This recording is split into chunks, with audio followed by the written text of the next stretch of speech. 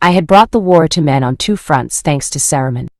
He had his army march to slaughter Rohan while I moved my own from Mordor to gates of Gondor. I nearly won and would have won if not for underestimating the strength of men, when given the right push by the right people. Namely, the one who would claim the throne of Gondor and be its king. But what I underestimated the most was the strength and friendship of hobbits. It was through them that I failed. It was through them my power was lost for all time. Or, so I assumed. As it turns out, loyalty to Morgoth after all this time still has some value. "Welcome, my old servant," said the powerful voice of Morgoth. "Master," whispered Sauron in a shadowy blob-like mass that could not take form. "You have failed in conquering Middle-earth," commented Morgoth from his position in being bound by chains, stained in dark blood that somehow made even the darkness around them seem bright. "Forgive me, master. I tried," replied Sauron humbly before his master. "That you did. I have watched you from the abyss. You tried time and again. In many cases you nearly succeeded, but you underestimated the power of the light. The light of the elves, the light within dwarves. You even underestimated the light within men," commented Morgoth, while Sauron's mass bowed where it could in shame. "I will not let this stop me. I will rise again. Somehow. Some way. I will rise," stated Sauron with Morgoth letting out a chuckle. "Perhaps you will, but not here." "Not in Middle-earth," replied Morgoth, while his one hand bound in chains glowed with power. "Master?"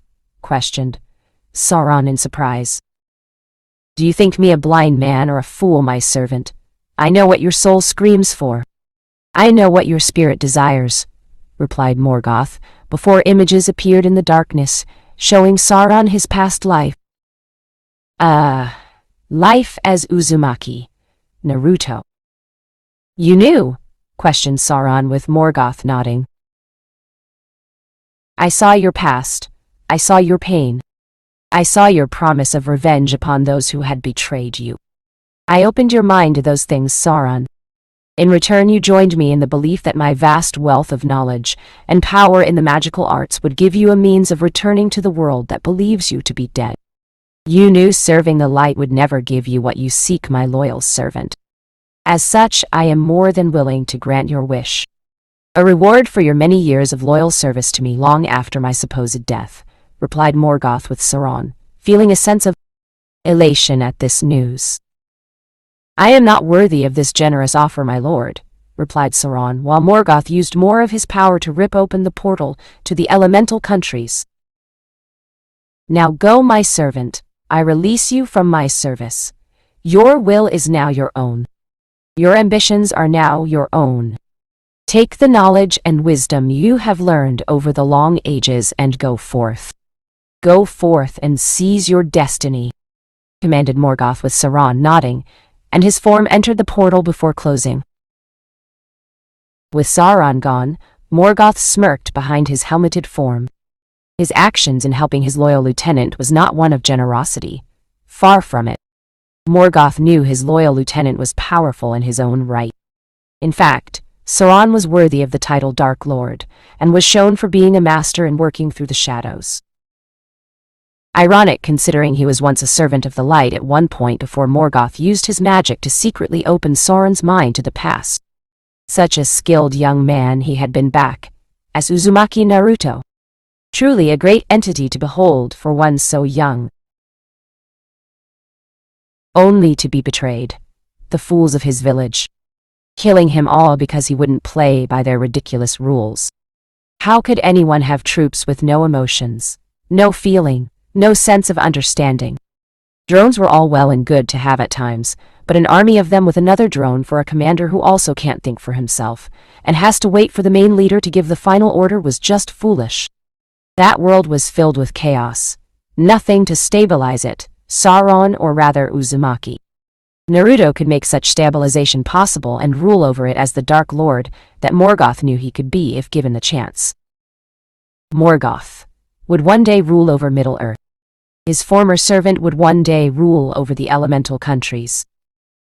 By doing this, Morgoth was also assured that his former servant never made a move to betray him in the future should he have the chance. Realm of the elemental countries 5 years since Naruto's execution. The shadowy mass of Sauron, Naruto hit the ground hard. Though considering his form was just a mass of shapeless darkness, it didn't hurt the former Kyuubi Jinchuriki in the slightest. At the moment, he was weak. He had no body to call his own. No power to command except what was nature to sustain himself. No ring of power. His precious destroyed in the fire of Mount Doom, in the land of Mordor. But he would not fret on the issue now. First, he needed to know if his wife was safe. If his child was safe. Naruto, or was it still Sauron, used his mastery over chakra sensory and could sense as much with what connection he had with this world at the moment. Those two things were the most important right now. Gazing around, the formless entity that was Sauron, Naruto could sense this place was in some way familiar to him. He could feel the power of this place and the souls that were all here, each of them in a state of perpetual agony.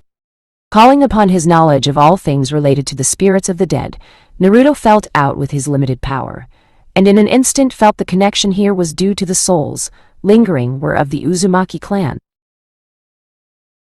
Meaning he was on the island of Uzu. He was residing in the birthplace of the Uzumaki clan. The birthplace of his mother, an ancient place with ancient knowledge. As his time being Uzumaki Naruto, the former Dark Lord of Middle-earth learned all about his clan by raiding the outdated textbooks the Academy tried to get rid of in terms of history. How the Uzumaki clan were masters of Fuinjutsu. How they were feared by many, and were the only ones who could hold the Kyuubi in them due to the amount of chakra in their bodies being huge. He also learned the Uzumaki clan were said to be the cousin clan of the Senju. Meaning Naruto and Tsunade were cousins in a sense. Distant cousins of sorts.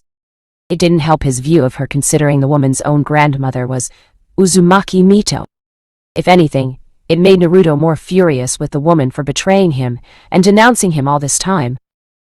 She was no better than the Uchiha clan. I will have my revenge. I will bring the elemental countries to their knees. All will bow before me. All will bow before my wife. All will bow before my child, said Sauron, while his hatred for Konoha grew once more. Gazing around the ruins of his clan's homeland, the former Dark Lord realized one simple truth before setting out to get his revenge. He had work to do. And Naruto Sauron had a feeling the souls and spirits of his old kinsmen were more than willing to help. He may not have Kurama anymore. He may not have the chakra of the Bijou himself, but that was just a minor bump in the road. He had been through worse, and with nothing for centuries before today, and came back to bring the realms of elves, men, and dwarves to their knees. He had corrupted the most powerful on the White Council, and matched the other in near equal strength before even regaining all of his power.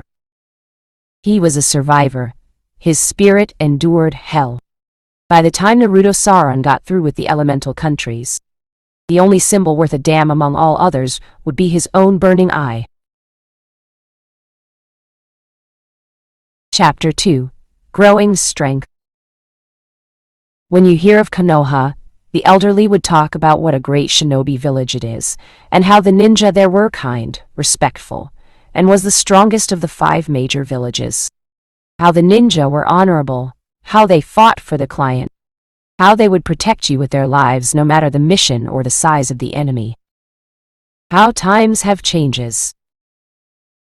Konoha once had the sun shining down on all of the faces of the Hokages, one would see on the mountain monument. It seemed like nothing could make the village fall. It had survived 3 shinobi wars, several enemy invasions, a rogue Sannin, the leader of the Akatsuki, and the strongest of the Baiju. And not particularly in that order. You would think with all these accomplishments, the village would be humble, yet strong, and ensure all was well with the world. You would be mistaken. Konoha no longer had the sun shining down on it. On the contrary, For the past 5 years since the day Uzumaki Naruto was executed, the sky has never once allowed one ray of sunshine upon the village. Only clouds, rain, thunder, and lightning were all the village seemed to get for these 5 long years. No one could explain it. How could they? The sky just would not show any sunlight upon Konoha. And naturally, the people in Konoha did as they did when things were dreary looking. Naturally for them, they blamed Naruto, despite the simple fact he was dead. After word got out of Naruto's death, a lot of things changed for Konoha, and none of it was for the better. Like the heavens above, the people of the elemental countries turned against Konoha, and hurt the village in their own way. Hard. Alliances had been torn up. The number of clients dwindled to a mere trickle. The trade agreements that provided Konoha with so many clients, income, and overall trade had been terminated. Cost was up, revenue was down. The only real plus side to Konoha was Tsunade eventually awoke from her coma, but it didn't happen for quite a few months since pain attacked, and during that time Danzo had gained enough support to become the official Rockudame Hokage. However, unlike with Tsunade and Hiruzen with the councils going against them most of the time, they went along with whatever it was Danzo said. The councils were now essentially all of his yes people, despite what they might personally feel about his decisions. Not that Danzo would let them have any personal feelings. As far as the War Hawk was concerned, he was the only one who should have feelings, and even then they should only be felt at the most basic level. With Danzo as the Rockudame Hokage, he made it where the academy conditioned future ninja like he did his root. In his mind, you stomped out all emotions at a young age, and any feelings about others with the only feeling they should know was loyalty to the Hokage. Or rather loyal to him and him alone, regardless if Danzo was Hokage or not. Hokage-sama, the revenue coming into the village has declined even further. We cannot maintain such a heavy financial loss like this anymore. 5 years straight of such low income from clients, trade routes, and even our own daimyo had almost bankrupted us.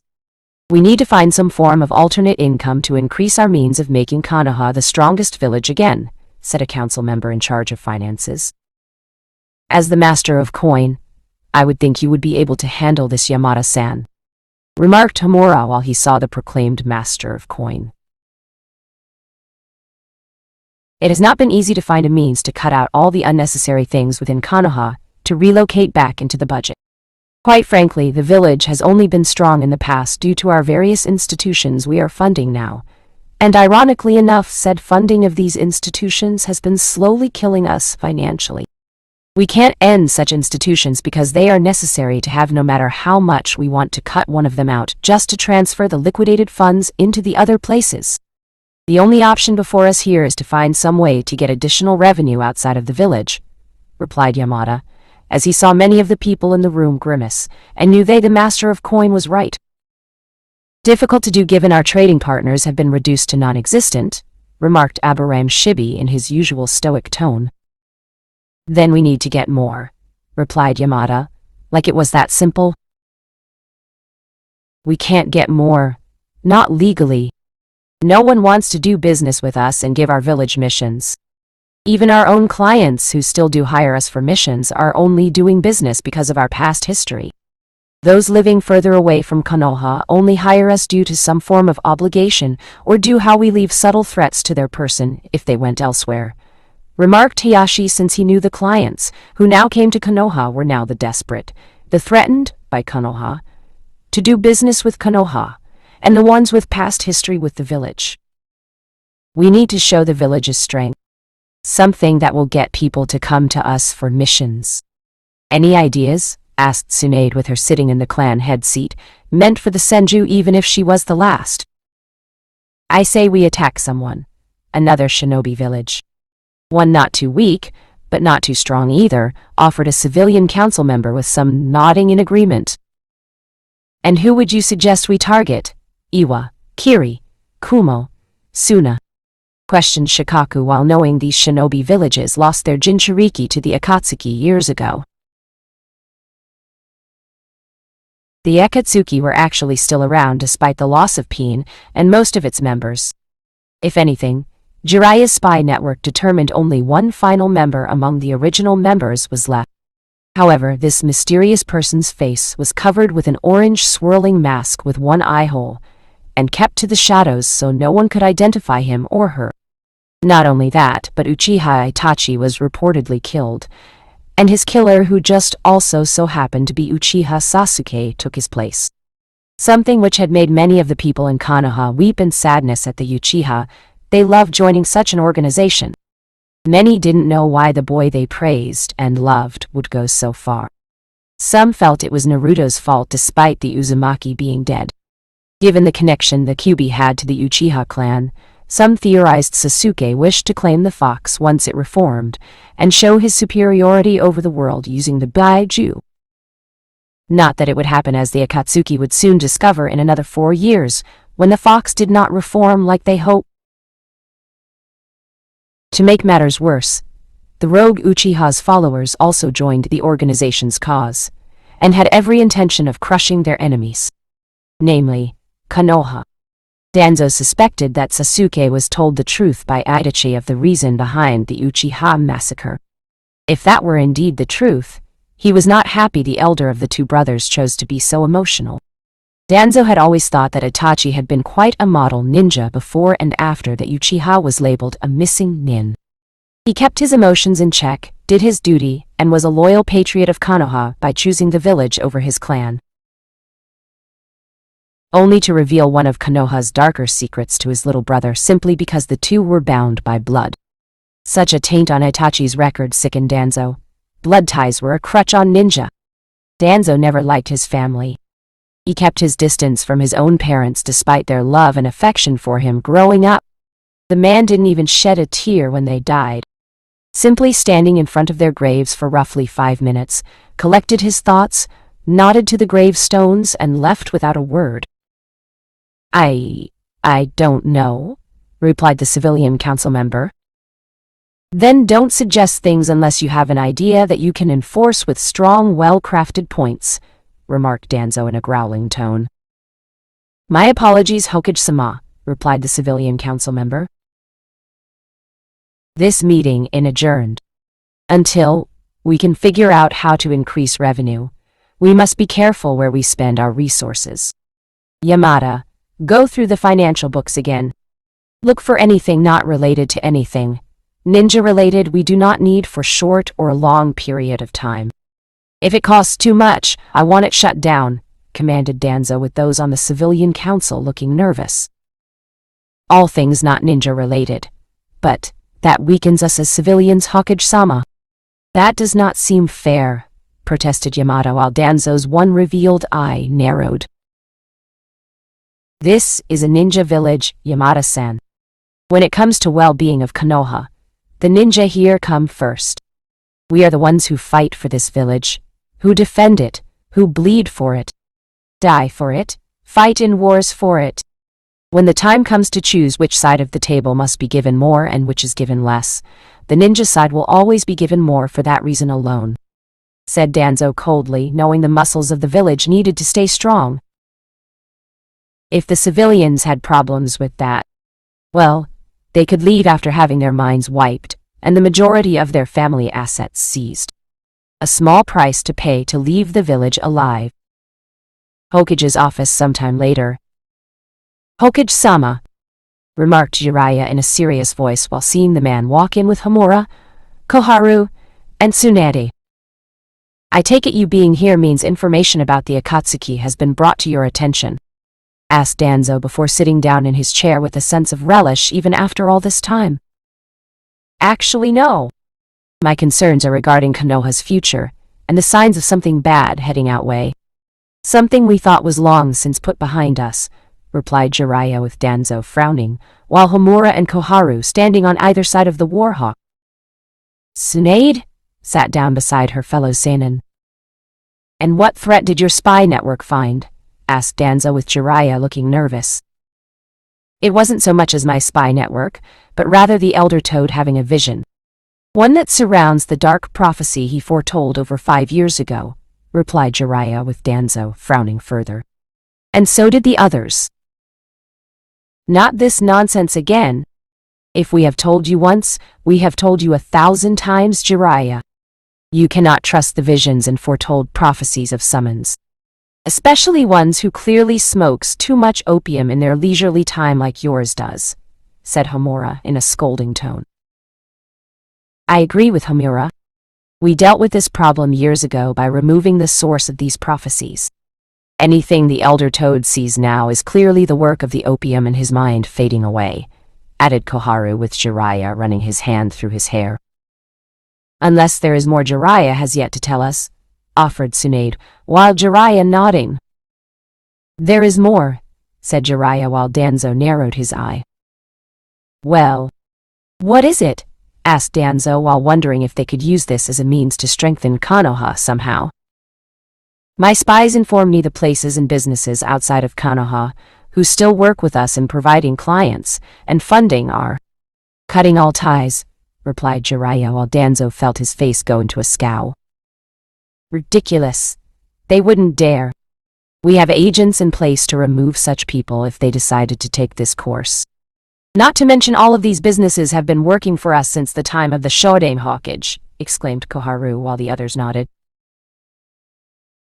That's what I thought too, so I did some digging. In the past 4 months, the Elder Toad has been having the same vision. The same dark prophecy happening over and over again for nights on end.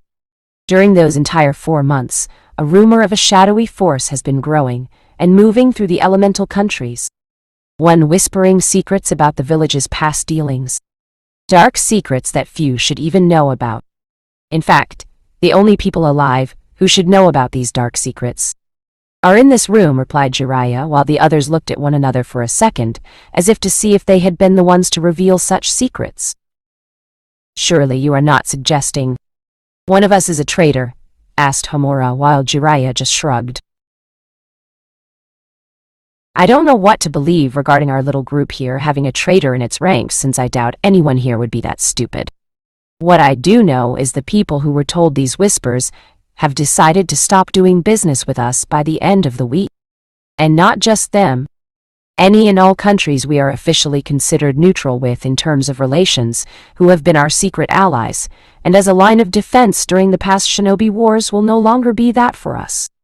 What concerns me is the one connection they all share, replied Jiraiya, with the news so far making Danzo, Koharu, Homura, and Tsunade look disturbed by this information thus far. And what is the connection? Asked Danzo with Jiraiya sighing heavily. These places were and apparently still are loyal to the Uzumaki clan. The clan that we as a whole in terms of a village abandoned in the Second Shinobi War shortly after Sensi became Hokage, replied Jiraiya while Danzo frowned at the memory. It was a mutually agreed decision on all our parts, Jiraiya. What was the point in trying to support them during the war effort? We had the Kyuubi. We had several prominent seal masters. We didn't need them anymore. When an alliance no longer has value, you end it. The fact it was during a time of war is irrelevant, and should not even be considered by anyone as a factor to it, stated Danzo coldly, since he saw all alliances with other people, countries, and other shinobi villages like Jinchuriki a means to an end. Such alliances were tools to be used, and then thrown away when the value has fully run its course. The Uzumaki clan was a threat to Konoha. Danzo always thought that way after seeing Uzumaki Mito best her husband in a spar one time. The Shodan Hokage of all people, beaten by his wife of an Uzumaki in a spar? Even Tobirama-sensei openly admitted that while his brother was the strongest senju to ever live, Mito was even stronger and more powerful than her husband. And she didn't even use the Kyuubi's power. She sealed the Baiju inside herself to keep it away from the Uchiha clan and anyone else wishing to use it for war. Danzo found the woman and her clan not only a threat to Konoha, but her actions in not using the Baiju during a time of war as an insult to the purpose of having a Jinchuriki. They were meant for war no matter the reason for sealing a Baiju into a person. Once a person was turned into a Jinchuriki, they were to be trained and used for war. Period. Even still, I tried to get my contacts to change their mind, but they seemed to shrug it off. Like Konoha no longer had the means or muscle to win them over, replied Jiraiya, while Danzo frowned at hearing this. Economic problems aside, Konoha still had plenty of muscle to make certain businesses, and clients outside of the village work for them. Danzo would have to remind these fools what it means to cross him. What does this mean to you? Asked Koharu, since she knew Jiraiya was good at reading people and situations better than most. It means that our former contributors outside of the village have a new friend. One who is not a friend of Konoha. One who has convinced them that he or she has the muscle to protect them from any retaliation we might inflict back for this betrayal to us, concluded Jiraiya with Homura, and Koharu nodding. Which means we will need to show our strength far exceeds those of our enemies. Find out who they are, Jiraiya. We will move against our new enemy first, then our now former clients and business dealings who are outside the village. Once they are removed, our own agents will move in to take them over and supply us with more financial support, commanded Danzo while Jiraiya nodded. Already working on it. Shouldn't take too long. My guess is some rogue Uzumaki who was wandering around, holding a grudge against us, and wanted to call in some of their old favors. Once I have a name and a location, I'll let you take it from there, replied Jiraiya before he left. You should have waited until I was out of my coma before authorizing the execution of Uzumaki Naruto, said Tsunade at last to the Hokage. He was being unruly, uncontrollable. And when it was time to do his duty to Konoha, he sent his wife and child away so they couldn't be of use to the village like their purpose in life demanded, countered Danzo with Tsunade scowling. The boy is, or rather was, a hero to many outside of Konoha. Had you waited and merely kept him locked up, we could have handled things differently. How many alliances and trade agreements did we gain because of him? How many did we lose when you put him to the sword, or should I say, fire? Asked Tsunade since she didn't disagree with Danzo doing what he did. Just the timing. Do not question the Hokage like this, Tsunade, stated Koharu, while Tsunade scowled at the old bat. And why not? He did it plenty of times when I was the Gondame Hokage. So did the two of you standing right beside him. So don't you dare scold me for speaking out of turn when you three did it plenty of times when I and Sensei were Hokage. If you can dish it out, then you can take it, and if you can't take it, then retire, stated Tsunade, while looking the old woman dead in the eyes. Insolent child, even after all this time you still act like my better. She clearly gets it from her grandmother. My age and experience qualifies me to do so when you were Hokage, thought Koharu while glaring back at Tsunade. Tsunade, questioning my actions aside, we need to discuss the issue of the medic program you wanted to put in place, remarked Danzo with Tsunade glancing at him. And what about it? Such medics will reduce fatalities, and the cost of training new ninja we produce from the academy, said Tsunade with Danzo nodding. Agreed. However, in these now dire times, our funding for such important programs will only hinder us. We have to choose to be either strong offensively with highly qualified ninja or defensive with medics. I prefer Konoha be the pointy tip of the sword over that of a shield, said Danzo with Tsunade, scowling at having her program shut down yet again, and not even during a time of actual war. She should have got it started when Konoha was actually showing a great deal of strength and prosperity. I see. If that is all, I'm leaving to take care of some things on my own, replied Tsunade before she got up and left. Tsunade, damn woman. She disrespects her elders and the wisdom we possess, said Koharu, while Homura nodded and Danzo merely blinked. Let her go, Koharu. Her anger is not entirely unjustified. I do see the merit of her medic program. While ninjas are tools, the ones we repair to last longer can be used later in the field for future missions. I would have gladly started the program myself if not for the financial situation Konoha is in. Hiruzen should have done it during the known time of peace. Konoha had for well over a decade, replied Danzo, while ignoring the fact he and others had been opposing Hiruzen on several occasions, and had been hindering the man before his death by Orochimaru's hands. All the same, we are her elders, Danzo, Tsunade must respect us no matter what. I refuse to have that woman treat me like I was her equal. I refuse to see her as my equal in this village, remarked Koharu angrily, while never liked the younger woman simply because Tsunade had done so much in her lifetime as a ninja. It completely overshadowed Koharu's career, and the elderly woman was jealous of that little almost unknown fact. Let it go, Koharu. Tsunade does respect you as a ninja. She just doesn't like your opinion and attempts at bringing the woman down when voicing an opinion, replied Danzo with Koharu, scowling a bit. She's still a brat in my eyes, thought Koharu bitterly. Uzu 2 months later. Naruto Saran was moving through what was once the ruins of his clan's home. To keep the contents of the ruins hidden, he used his slowly growing strength to cast a genjutsu, and mixed it with a spell of concealment. The vast knowledge of his clan was buried under the ground, safely hidden to protect the secrets from outside forces, and invaders seeking to claim it as theirs. Not that they would be able to get it, even if the Uzumaki clan's enemies did find the vast wealth of knowledge. It was protected by a vast array of seals. Fortunately, the seals themselves couldn't stop him due to his formless spirit having no real, form would be the correct term. As such, he had spent many days reading and researching the extensive material the Uzumaki clan possessed on all matter of subjects. What Naruto was really looking for was something in connection to bringing back the dead, or at the very least giving him a damn body to have for a physical form. Sadly, while the work the Uzumaki clan possessed was extensive, they had nothing on the subject of the afterlife he could really use. Apparently, all that knowledge was sent to Konoha with Uzumaki Mito, as reference to an ancient shrine connected to the Shinigami was mentioned in passing. Not only that, but there was another reference to a jutsu the second Hokage made during his lifetime.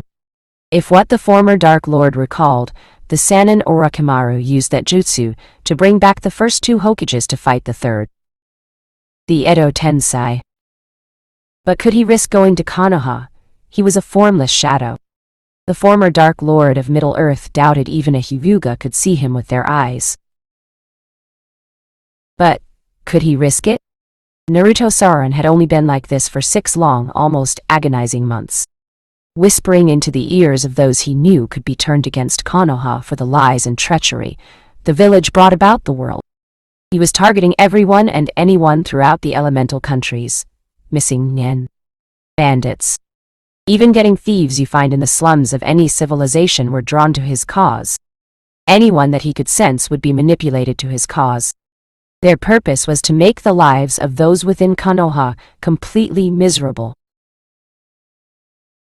The former Dark Lord of Middle-earth had made it his business to know quite a few dirty secrets within Konoha, while he was growing up there. The original plan had been to use it on the councils, clan heads, and even the given Hokage at the time if they ever tried to deny him what he wanted.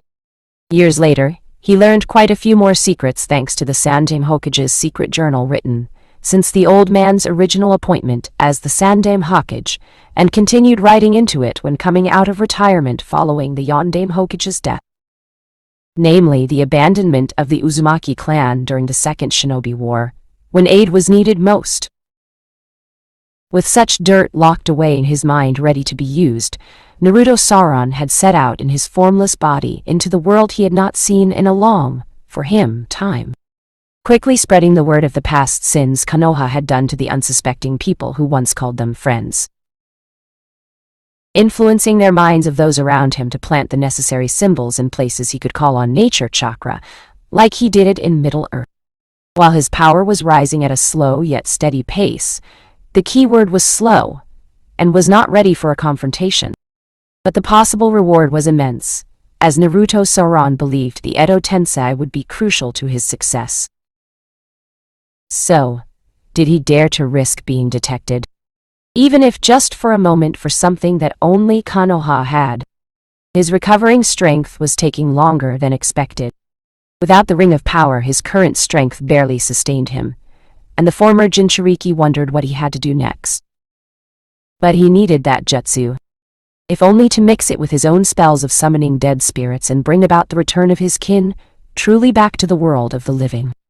He needed them to be in solid bodies. Making up his mind, the former Dark Lord of Middle-earth moved at all speed through the water to head for his destination. Fortunately, the symbol showing his mark placed to gather nature chakra also acted as a means for him to move around from one point to the next. In a way, it was like the Hiroshin no Jutsu, but for that of a spirit. Konoha, 2 days later, nightfall. When Naruto's Sauron's form arrived at Konoha, he felt a sense of joy at the sight of the village being in a state of what felt like despair. From what he had been able to gather during his own investigation since coming back, Naruto Sauron had learned of Konoha's fall from grace, and how everything from alliances to clients to trade agreements were lost. All that had been left were clients who had to do business with Konoha. Not because they wanted to do business with Konoha. And he was already removing them fully from Konoha's already weakening grasp. Or rather, he would be soon in a few weeks with what was planned for the village. Moving swiftly through the village, his form went unseen to all who were out this late at night in Konoha. Some of the ninja felt a cold chill run up their spines with some looking around for the feeling, but found nothing that they could say was the source of it. All of the dogs in the Inuzuka clan kennels whimpered and moaned loudly when the presence went by the clan home. The bugs from the Aburame clan moved within their hives, the larvae instinctively moving to the queen of them for comfort and security to the unseen presence that frightened them so much. Even babies fast asleep stirred awake and cried for their parents to come to them for the longing desire to be shielded from whatever had awakened them. Naruto Sauron had intended to go to the Hawkage Tower right away, but stopped for just a brief moment of curiosity and decided to see how his old academy teacher Iruka was doing. The man had decided to side with Konoha over him, even though it was wrong, and Naruto Sauron could not forgive the man for it. The fact he did it openly in front of him, and even spitting on the ground in front of the former Jinchuriki, was a betrayal the spirit of shadowy mass intended to return 1,000-fold on the man in due time. Moving with a purpose to have his curiosity sated, Naruto Sauron entered Iruka's house with ease, and sensed the man was asleep upstairs. And he was not alone. Moving swiftly, the former Dark Lord of Middle-earth entered his old teacher's bedroom, and saw something he never thought would be true. Yumi no Iruka was sleeping with Mitarashi Anko. The two were clearly naked, but the bedsheets covered most of their nudity. On Anko's one hand, draped over Iruka's body, was a ring with a nice shiny diamond on it. From the looks of things, the two had been married for quite some time now, and were very happy together. Not for long. Moving over to the bed, he saw Anko shiver slightly, trying to move closer to Iruka, and Iruka himself doing the same. A small raspy laugh came out of Naruto's Sauron's form, while his formless being lowered itself down, until it was right above their faces. He focused on Iruka first. You think your life together is one of happiness and joy. Soon I will take it from you as you did mine. I will bring destruction and terror to this village. I will bring onto you misery and death. I will rob you of the life you have and the life you wanted. I will deny you anything you want and take everything you have to offer, stated Naruto Sauron in his raspy voice, while Iruka whimpered instinctively in fear and began to sweat heavily. If he had the power to grin, Naruto Sauron would have done so, and it would have been a truly evil thing to behold. He turned his attention to Anko and sensed something else about the woman that made the former Jinchuriki wish he could actually smile. It is only fair I deny you happiness, Anko-san.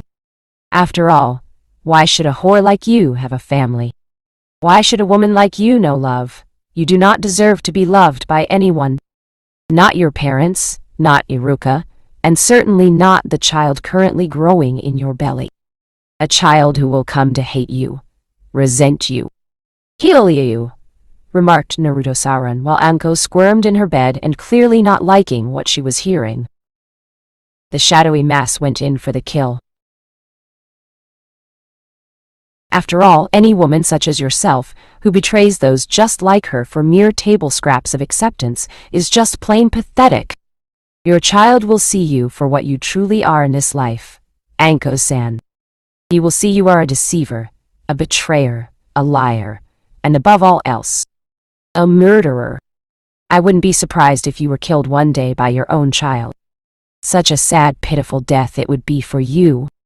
To be killed not by your enemy beyond Konoha's walls, but rather at the hands of your own offspring, the one you gave life to, the one you nurtured, named, the one you love, only for him to stab you in the heart and twist the blade as he watches you die, exclaimed Naruto-san right into Anko's ear before instantly vanishing just moments prior to Anko suddenly waking up screaming loud enough to awaken Iruka from his own short nightmare.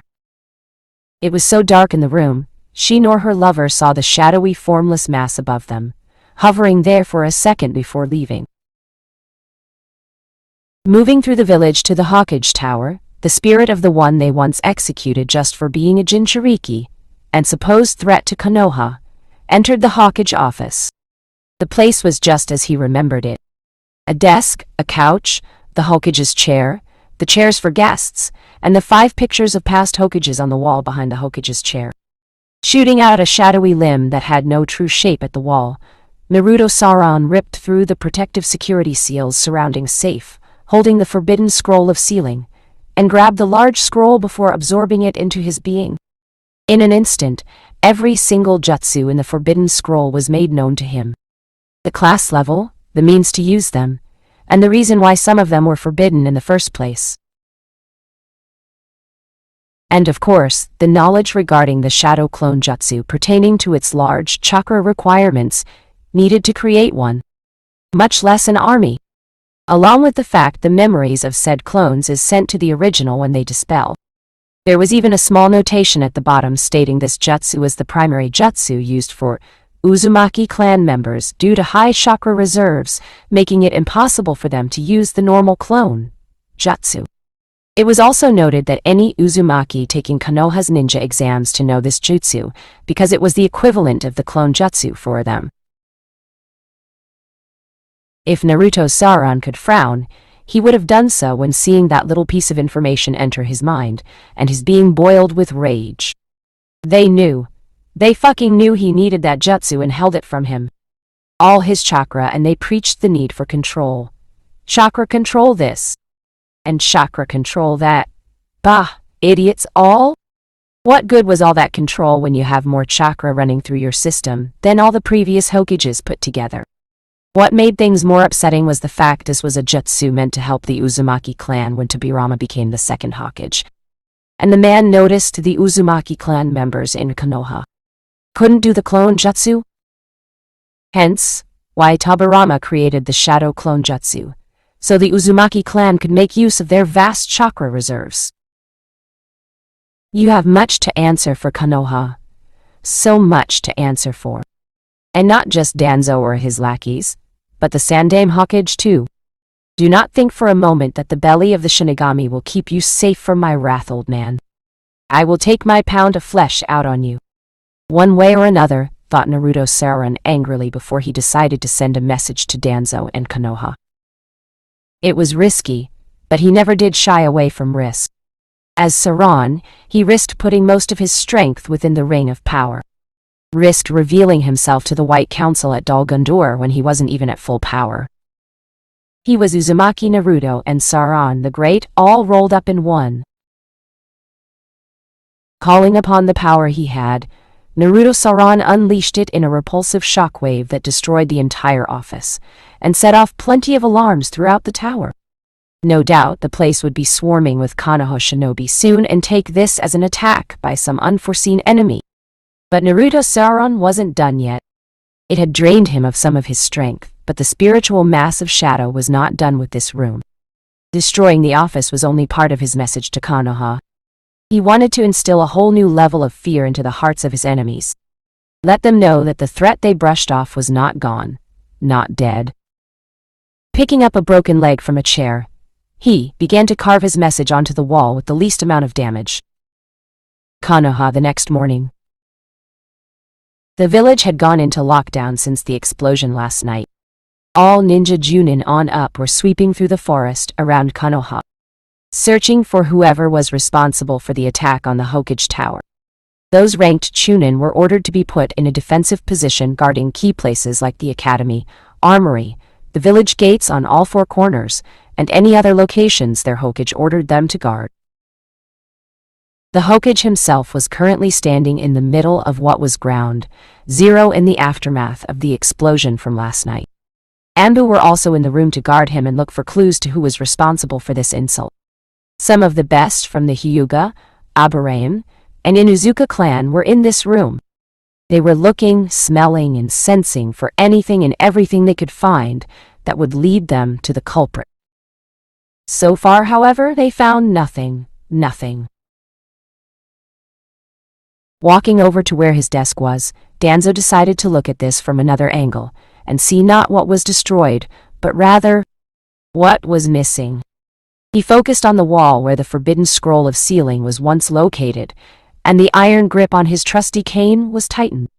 The man's bandaged face paled slightly at the thought of Konoha's most precious possession being taken from Konoha. And from him at this time? So many secrets. So many jutsus, each more precious than the last since the time of the Shodaime Hokage. Lost. Stolen. But by who? Who could have done this? Hokage-sama. I found something, exclaimed a Hyuga while near the upturned desk. The Hokage usually sat behind. What is it? Demanded Danzo while turning around and saw the Hyuga set the desk upright. A message is written here. Possibly from the attacker, said the Hyuga while Danzo just moved to where the message was written, and stopped fast when his visible eye saw it for himself.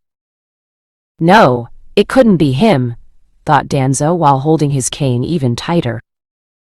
The message was crudely carved into the desk, but it was clear enough for Danzo to make out, and it did not sit well with it all.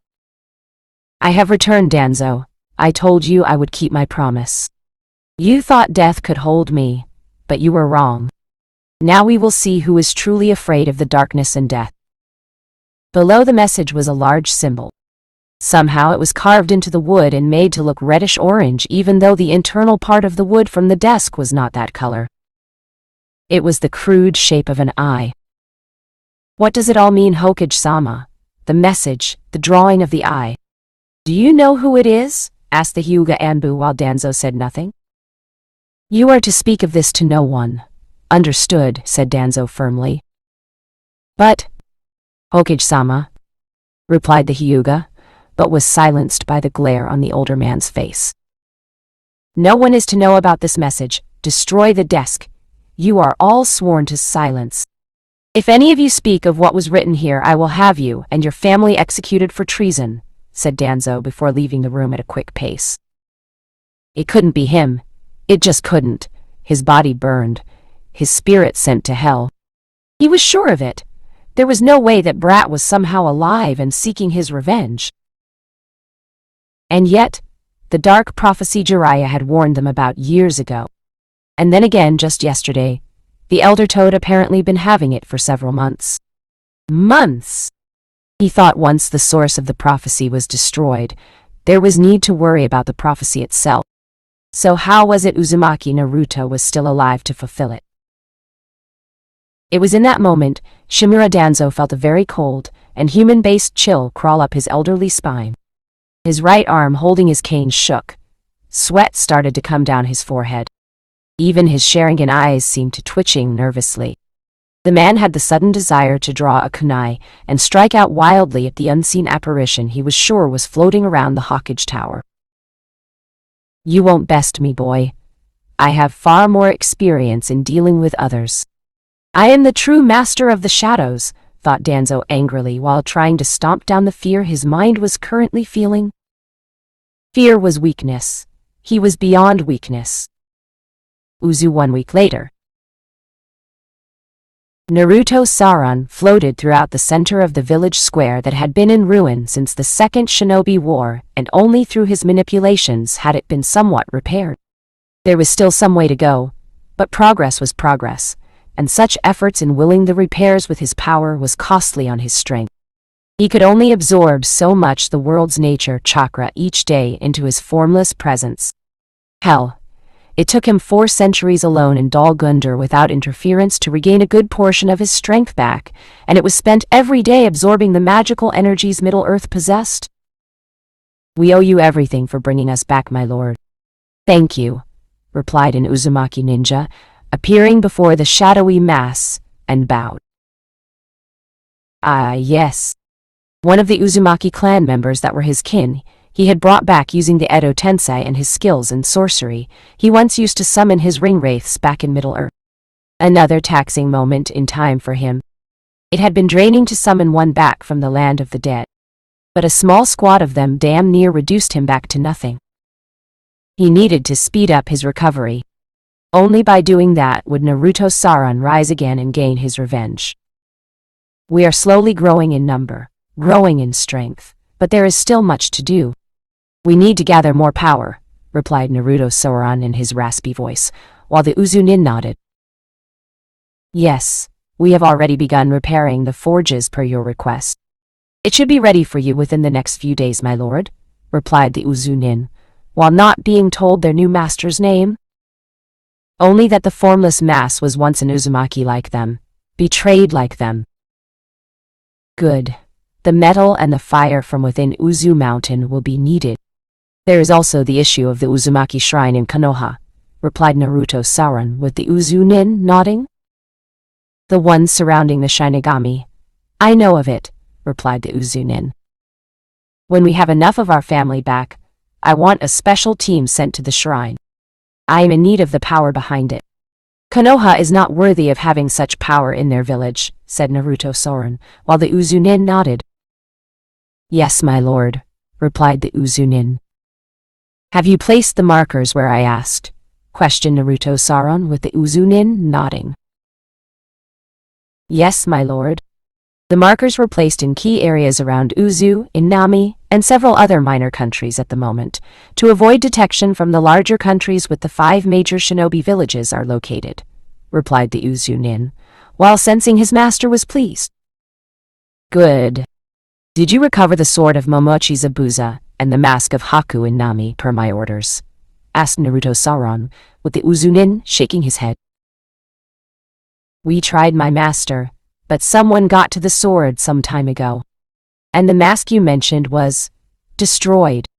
It was in many pieces. More than what you said there would be. It was as if someone had smashed or crushed it to make a statement of some kind, said the Uzunin with the mood of his master, now going sour. Did you bring the pieces? Asked Naruto Soren with the Uzunin nodding, and took out a storage scroll and brought out the shattered mask. It took some effort, but we were successfully able to get all the broken pieces together from the graves, said the Uzunin while watching the tendril of shadow wrap the mask up in its black form before absorbing it. It wasn't long before the mask reappeared in the center of the mass of shadowy darkness, to form what would be the face of Naruto Saron. Find out who has the sword.